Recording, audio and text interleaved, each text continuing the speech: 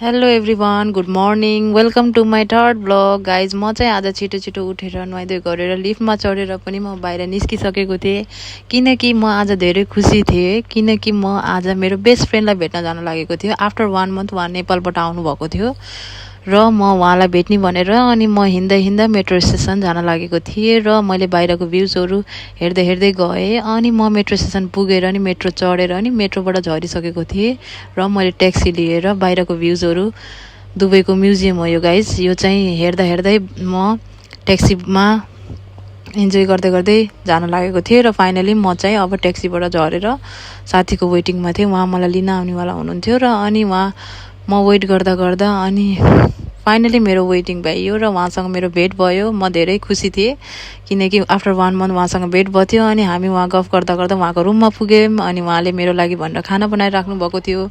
Tasty tasty खाना बनाउनु भएको थियो अनि हामी दुईजनाले गफ गर्दै खाना लागेको थियौँ किनकि उहाँले मेरो वेटिङ गरेर बस्नुभएको थियो खानाको लागि भनेर। अनि म दुईजना हाँस्दै खाँदै गऱ्यौँ अनि खाना खाएर भ्याएपछि अनि उहाँले मेरो लागि भनेर सामानहरू ल्याइदिनु भएको थियो, खानेकुराहरू। अनि त्यो खानेकुरा देखेपछि म धेरै खुसी भएँ अनि हामीले चिया पियौँ। Thank you so much guys.